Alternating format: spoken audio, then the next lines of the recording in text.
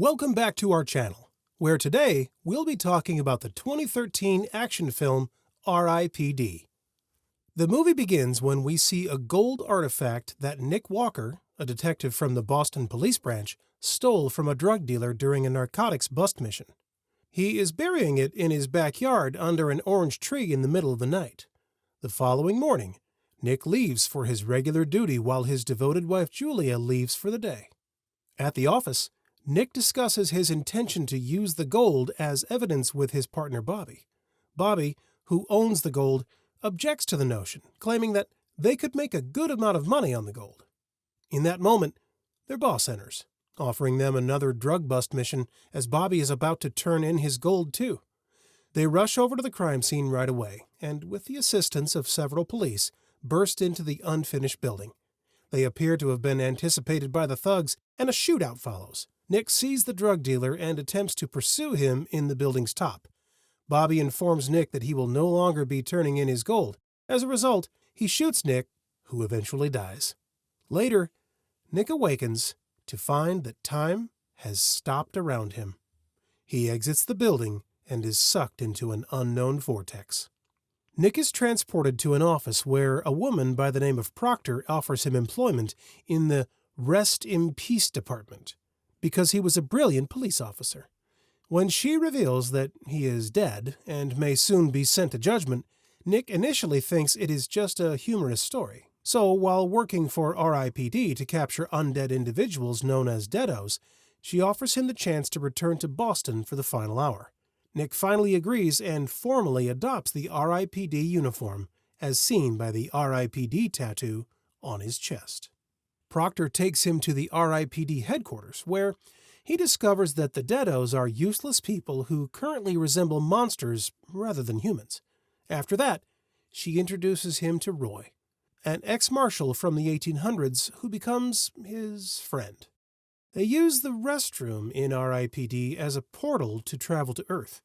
Roy takes Nick to his funeral because it's his first day at work. When he tries to speak to Julia, she doesn't recognize him. There, Nick also tries to hurt Bobby. Roy then says Nick has a new body and needs to pick up his new identity, which makes him look like an old Chinese man. As they travel, Roy reminds his companion that it would be useless to pursue Julia and advises him to focus solely on his duties as an R.I.P.D. officer. They go to a rental at night to look for a deado. Roy offers Nick some unusual ammunition that could be used to shoot deados in the head to end his life. Finally, they reach the deado's room. The R.I.P.D. cops provoke the deado, who still appears to be a regular human, until he turns into an ugly deado monster. Deado isn't as competitive as he seems. To start with, as Nick begins to handcuff his arms, he causes chaos in the room. He ultimately jumps out the window. The pair do so as well, since they're already dead and can't be injured. When they are about to shoot the deado, he vomits several gold artifacts like the ones Nick buried the day before. The gold captivates Nick's interest, but his partner keeps gushing about his performance, which drives Nick to throw him in front of a bus, resulting in Roy losing his cap. Nick informs his companion that the deado seemed too protective in trying to defend the gold as they return to headquarters. However, Roy views it as a worthless piece of cheap gold and gives it to another officer. Because Nick continues to insist on learning more about the gold, they go to Roy's informant, Elliot's baseball game. The informant is questioned by Nick about the gold, but he states that it is negotiable and of no value to them. Nick rejects his response and gives him the gold while secretly watching his movements. Elliot sets up a meeting with a man who turns out to be Bobby, Nick's former partner, and gives him the gold as predicted. They both pursue Bobby and watch him visiting Nick's home. Nick enters the residence undetected and overhears Bobby talking to Julia. When Nick learns that his ex-partner is seeking for Nick's gold, he becomes anxious. Bobby and Julia visit the man's backyard.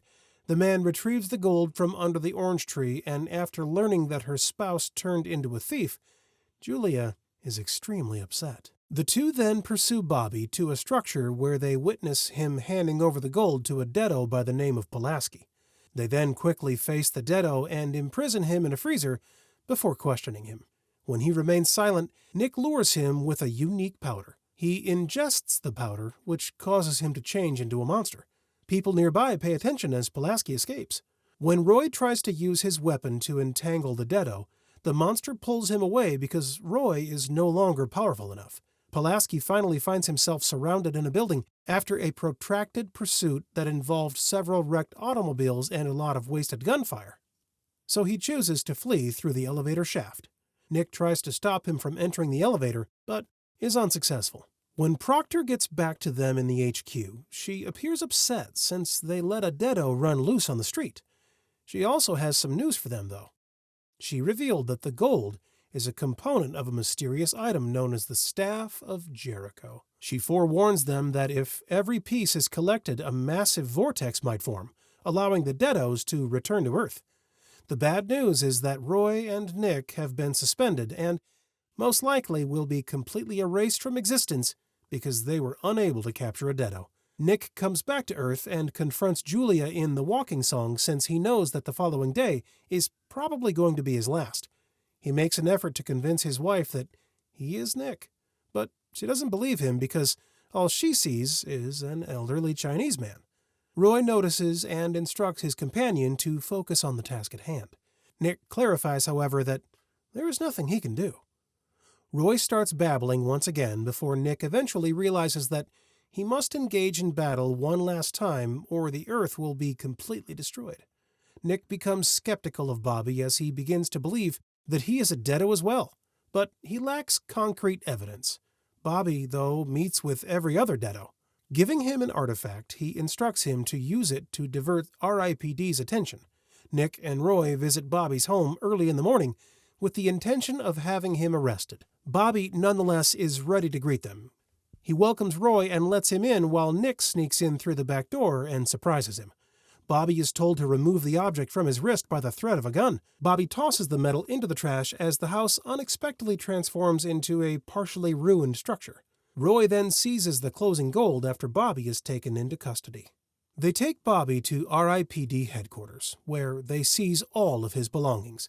Unfortunately, one of them is an item that has the potential to stop time.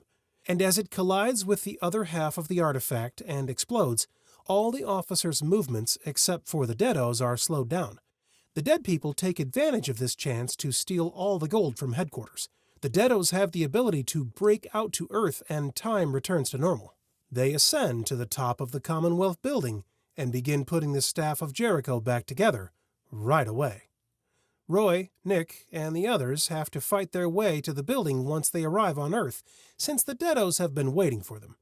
Roy, a skilled cowboy, displays his ability to capture all the deados in front of him. Within a short period of time, Boston's buildings begin to crumble as the investigators make their way to the building. Bobby's goons pick up Julia in the interim because they have arranged to have lunch together beforehand. When Julia arrives at the building, Bobby surprises her by telling her who he really is. When Pulaski attacks the detectives again, they just strike him with the car, causing him to fall into a nearby structure, and then shoot him. The team is assembled a short while later, and a vortex starts to open. Roy and Nick appear to be saving Julia, but Bobby stabs her first and charges the others with her blood. That results in the dead souls starting to fall from the sky. To eliminate all of the deados, the investigators engage in a battle with them. They decide to break up because Bobby is getting close.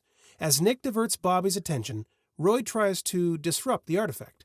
Roy tries to pull a vehicle down while Nick is getting beaten up once again, breaking the artifact. In the end, the vortex vanishes, and Nick kills Bobby by shooting him in the head. As she is about to pass away, Julia can see Nick's actual body and face. He apologizes and tries to persuade Julia to continue living her life. She then awakens in a hospital where Proctor, pretending to be a doctor, is checking on Julia.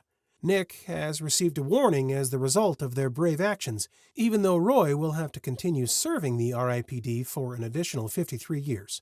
She gives his hat back as well. Roy hands Nick his new identification before they both leave. He is relieved until he realizes that he has changed into a female scout and is wearing an orthodontic helmet. That was RIPD for you. How did you like the movie? Let us know in the comments, and click the like button if you enjoyed content like this. See you in the next video.